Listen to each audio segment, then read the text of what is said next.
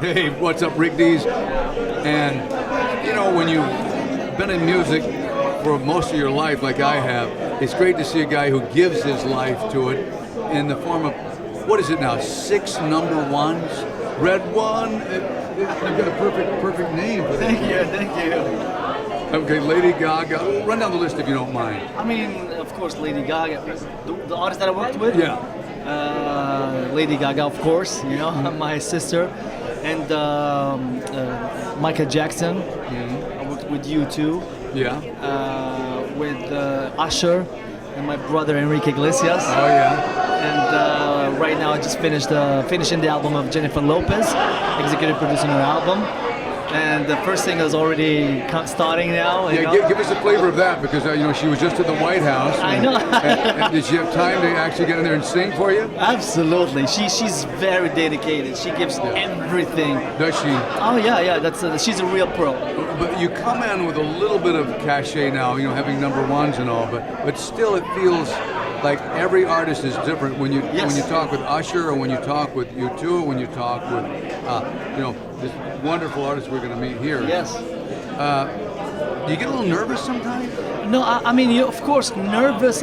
You gotta be a little bit nervous to you know, you gotta feel something. You know, if it doesn't move you at all, and you think you're all that, or you think you got it, it's, something is wrong. You know, and I think I want to be excited. I want to feel the same way. If the artist doesn't move me, you know, it's something is wrong. And of course, with Bono and Michael Jackson, all of that, I was so nervous. But the moment I get into it, and of course, their personalities are so it's beyond, you know, it's larger than life. They make you, they make you feel a certain way. If you're comfortable, suddenly you are, you know, in so it. let's go back in time, because you know, I met Michael when he was 9 years old, and then I met Michael when we lived in the same neighborhood. Oh my God. And then I met Michael at a toy store called Robbie's Hobbies, and we started doing remote controlled, radio controlled cars together. Right? Absolutely. So we developed a friendship. With you, you don't have that luxury, RedOne. So what you have to do is you see Michael, you know you're going to record him. Yeah. So how long does it take when he says, "Hello, RedOne," to when you're actually in front of the microphone? To be honest with you, like with me and him, it was very organic. You know, we spent a lot of time not in the studio. It was in his house. Yeah. And he built this little facility. And me, the way I work, I don't need the $20 million studio. I can work anywhere. We wrote Bad Romance on a bus. Me and Gaga, we did the whole song in a bus, just on our way from, you know, from, even the first part,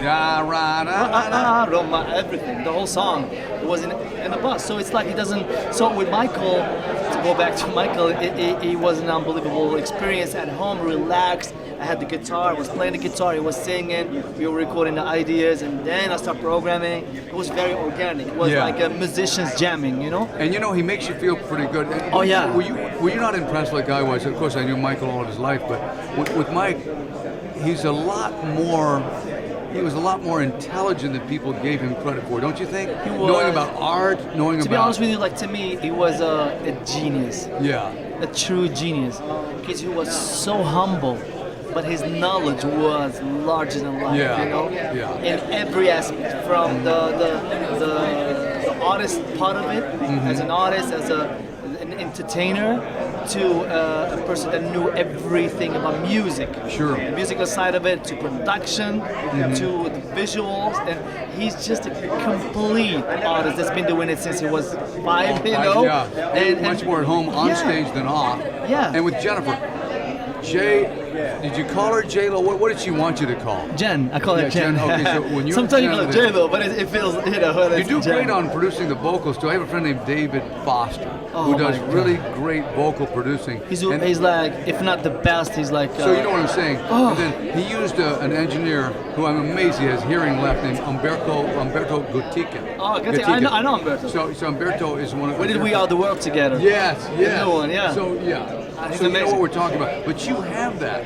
And it's so... Thank God, yeah. And I just pray that the artists who come to you know that you have that. I know they're talented, but to be able to get out of them something that sounds different from than a jingle is, and you know, that's great. So J-Lo's music is What are we coming with first? Is it the single? I think the first single called "On the Floor," which has a global sound, very rhythmic, Yeah. and he has a little Latin flavor, but still has a house feel I love it. and rhythmic. You know. And you know, we'll be the first to play it. What we're going to do is we're going to play it on the weekly top 40, which goes all over the world. And then what's great about it is we have a way to send it out so many different ways. And so I want to let you know we're going to be the first to play it, if you can possibly. Do you mind introducing us to somebody we've been a big fan of or something? How did you guys meet? Because it's tough to get to you. Oh yeah, it took me 12 years. Oh yeah, did it really? But seriously, for you two to get together, just do the general introduction because I think the world needs to know about our major talent sitting right here. Incredible talent. His name is Mohambi, and I've been hearing about him for like 10 years. You know? Do me a favor, interview him a little bit about. In other words, how do you? Now, it doesn't have to be stupid, but just what we would like to know about him because you know more about him. When you produce somebody, you end up knowing more about them than they know about themselves. Yeah. So just ask him a couple of questions. You don't have to be long. All right. Well, Mohambi, can you tell them a story about you, a quick story about you? Yeah, definitely. To make a long story short, my name is Mohambi. I have roots from Sweden and from Africa, overseas, and from Congo. Yeah, from Congo. I'm an entertainer. That's what I've been doing. Like I remember that day when I was 5 years old. Together with my 15 siblings, I walk up on the table, I start singing Yesterday by Beatles, and that's when I realized that this is what I want to do for the rest of my life. And that's what I did. 15 siblings. 15 brothers and sisters. 15. So you've got to come to the club. So I had to find my attention, get attention somehow. No. You know what? There's two things, the major things. Like, I love music the way it was before with the Bob Dylan, Bruce Springsteen, Rolling Stones, Led Zeppelin. All of those big ones were performers before they got record deals. That's what they used to do, perform, real act. That's what he was. He was performing way before anything. So his life is about performing, about the fans, And the second thing, he know who he is, because the great ones, when you meet them, it's there. Yeah. It's almost like being the old school producer, almost slash engineer. Yeah. That you don't have to do much, you just have to tweak and stuff like that because the Beatles got it. All the big ones got it. And it's all about entertainment. That's my mission in life, to bring back entertainment to the music business. So you captured it in the studio. Now, absolutely. Where? Around the world. Where didn't we record? Where didn't we record? Where didn't we record? What I heard is that you were in a lot of different studios. Yes, all over the world. Grab time here, grab time. Oh yeah. But you finally come up with something. So what are we going to hear first? So what we recorded? That's the question. That's the question. We have a really big hit overseas now with my first single called Bumpy Ride, and now it's #1 in Canada. It's been #1 almost in so every many country in countries. Europe. We will break it big here. Oh, that's our commitment. Thank you again. I love it. So I just got to get J-Lo first, and we got to get Bumpy Ride. Bumpy Ride. Definitely.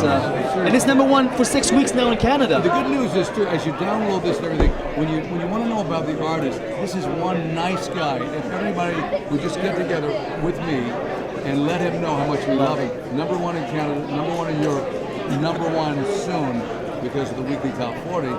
Let's just make it a team effort. Thank you. Yeah, I love you. Hey, thank you guys. Thank you so much.